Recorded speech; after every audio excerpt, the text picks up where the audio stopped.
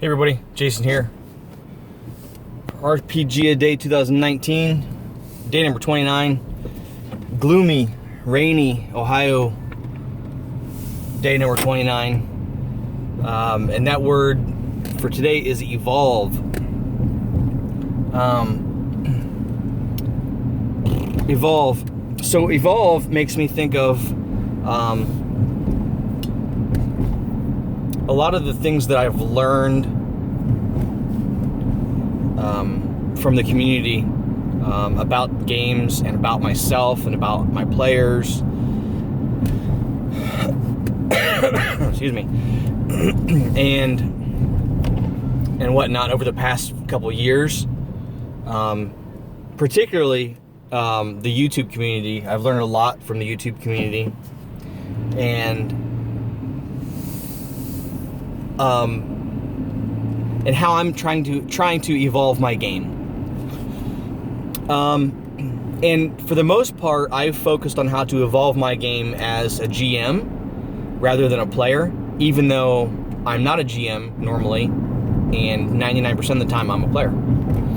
Because I want to transition out of being a player and back into the GMing role like I did when I was in high school. And trying to evolve my game is just one part of it.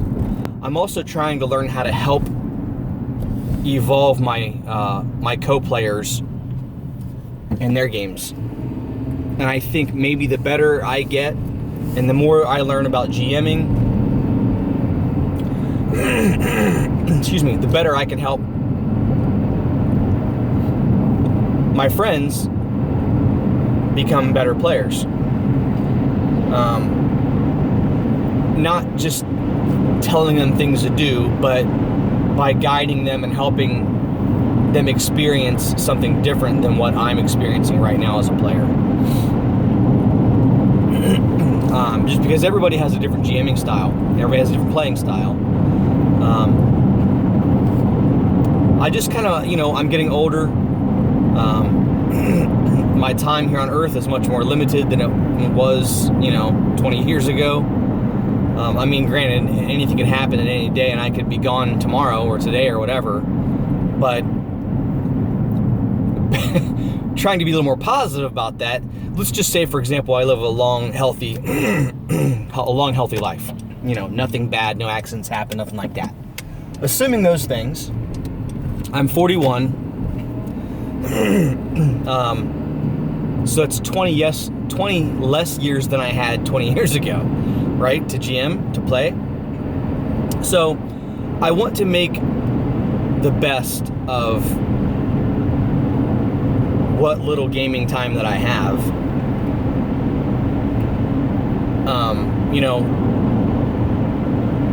Because it's very limited as it is anyway, because we play once a month at best currently.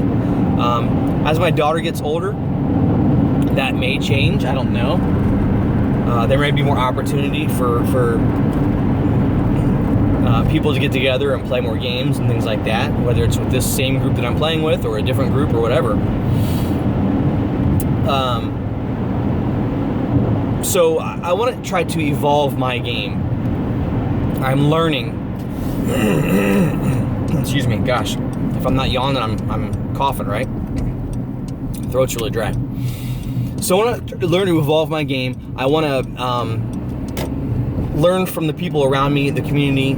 A lot of my favorite YouTube channels focus specifically on gaming, the GMing side of gaming, which is what I'm interested in. And there's lots of ways to learn new things, not just through other GMs. You can learn things through games themselves, reading how you can learn about through player sections. You can learn through GM sections in books. You can listen to recaps of other people's games. You can watch actual plays. I think actual plays are a great way to learn how to GM, because, and I'm not trying to be a dick here, But most of them are really fucking bad. And so you can learn what not to do. And you might see that there's things going on in actual plays that you yourself do as both a player and a GM. And I've noticed a lot of things that I do as a player that kind of suck through seeing other players do them. And a lot of it's just, table etiquette. Not necessarily just how I role play a character or things like that, or my mindset in the game, but just my behavior at the table could evolve and become better. There's lots of things you can learn, not just how to run a certain game, how to be prepared with the rules, not just accents for players, not just accents for GMs, not just, things like that. There it is. There's that yawn. And I know I'm sort of rambling again. I'm super tired. But yeah, Evolve is a good one because it's hard for me particularly to articulate how I'm evolving or what I'm specifically trying to evolve. I guess what I want to evolve most as a GM is engaging my players, learning that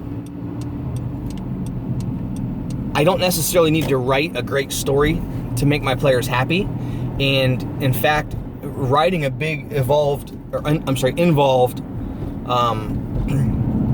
story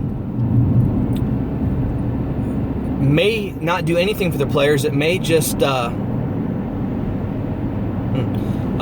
people were digging through the ditch there. Not like the Rob Zombie song, but in a different way.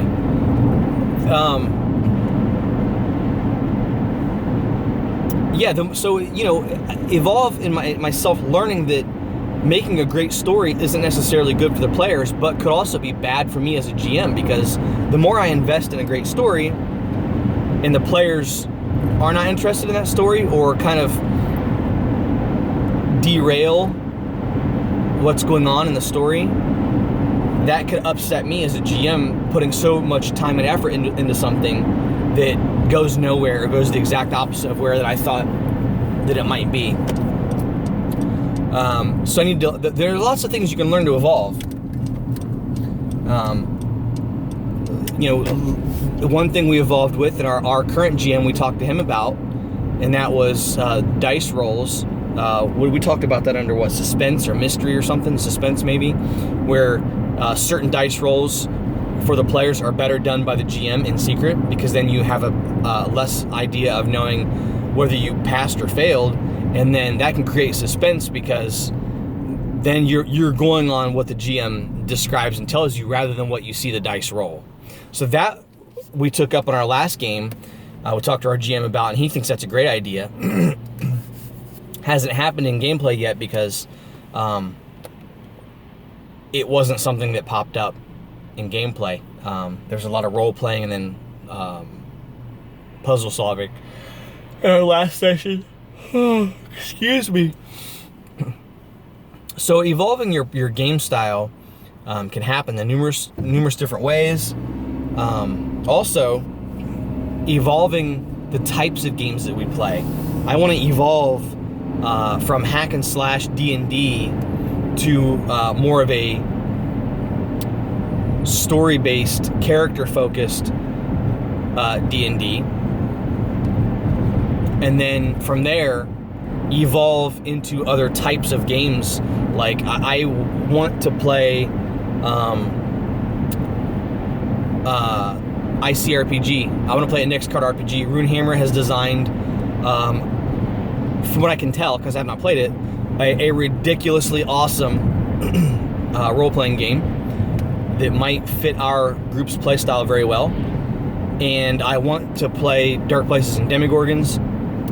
Eric over at Blow Games has created something that is completely in the wheelhouse of all of our players, because we all grew up cherishing and living in that time period, and very closely resonating and understanding that genre of game and that story style. And then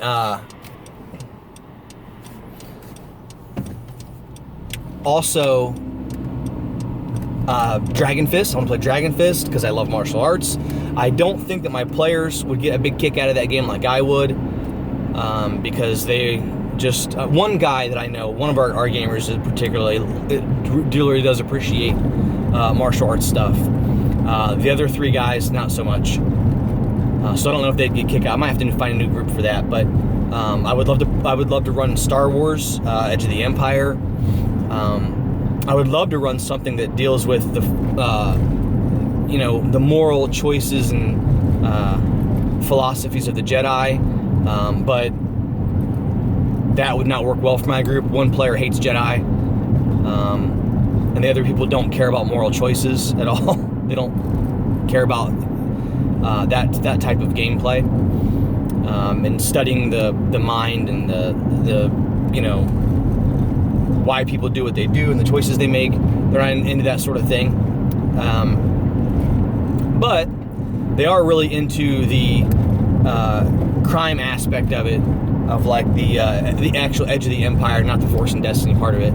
So I want to evolve into different games, and I know evolving into different games will also teach us different play styles. It'll teach us different ways of thinking about games.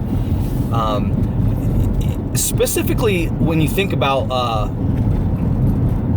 ICRPG, Index Card RPG by Runehammer Games, Brandish Gilhelm has totally flipped how you think about games, how you think about mechanics, and it's all mechanics that are familiar to you. If you've played D&D, you know how to play ICRPG. The thing is, switching things from not leveling to having everything be based on equipment and treasure, that's what players love. Some players love the most anyway, is new equipment, killing things like that. So for me, it was hard to wrap my head around the Index Card RPG style of character progression. I still don't know how well it will go over in play with my group, but I think they will love it. I think that the streamlined nature of how the game plays will particularly interest a couple of my players, because those are the kind of guys that are on their phones constantly at the table, and I think the fast-paced nature of ICRPG will keep them more involved, and the other players might interest them a little less. I don't know, because I don't know. I'm not really sure. It's going to be interesting, but I really think my players will like it a lot. But anyway, learning different styles of games, learning different types of games can change the way you think about running games and playing games. Different mechanics can help you evolve your play style and your jamming style, because you have to learn to think outside the box on certain things. I know when we played Foo, the free Universal RPG, we had a complete fucking blast with it. And we had 6 dice rolls the whole night. A couple hours of gameplay, 6 dice rolls. Now, I know that may be too narrative for some people, but I think because of the freedom that our players had with it, the more narrative and story-driven it got. And I don't think that the players were going at it in terms of being narrative. I think the players were going in terms of it as what their characters would do. And because of how they played and their play style and the narrative choices they made, they didn't necessarily need to make dice rolls. So it wasn't like the system said they didn't have to. It's just the choices and story things that they did dictated whether or not they really needed to. Not the system didn't dictate whether or not they needed to. So that was really cool. We could have played Foo to the point to where, every 30 or 40 seconds, they needed to make dice rolls. It just happened to be that style of gameplay opened their minds up a little bit, and they evolved, at least for that one session, into a more narrative style of gameplay. and the dice weren't as big a factor. And we had a ridiculous amount of fun. I particularly feel like I enjoy a more 50-50 balance of dice mechanics and narrative. However, I learned that night that that wasn't the case. I don't know that I would like that ratio of narrative to mechanic gameplay every session, but that was a great eye-opening experience and taught me a lot about how I want to run games and play games, because I'd never experienced anything like that before, and it kind of opened up my mind a little bit to be more open to more narrative things, because it wasn't as, I don't know how to describe it. When I think of narrative games, like storytelling games, I think of people sitting around a circle, at a campfire telling stories and just making stuff up as you go along, which is what role-playing is, but storytelling and narrative gaming changed, in my opinion, after I played Foo. So I definitely evolved from that session and learned a lot about myself as a GM and as a player. So anyway, I've rambled for 17 minutes now, and I don't think I said a whole lot. So I apologize. I don't know. Maybe I'll re-record this. I don't know. If you got this far, thank you very much for watching. Let me know what you think about evolving your gameplay, evolving your gaming style, evolving what games in particular you play. Maybe you go from super rules light games, like beginner games like Kobolds Ate My Baby, to more complex and evolved crunchy games like Aliens by Leading Edge Games. I know it's a big fucking jump between those two systems, but maybe that's how you as a gamer have evolved. Anyway, thanks for watching. Thanks for being a part of RPG Day 2019, and let me know what you think about evolving your gameplay, your style, evolving as a player, evolving as a GM, and evolving what games you play. Evolving what games you play can be a big one. So, all right, peace out.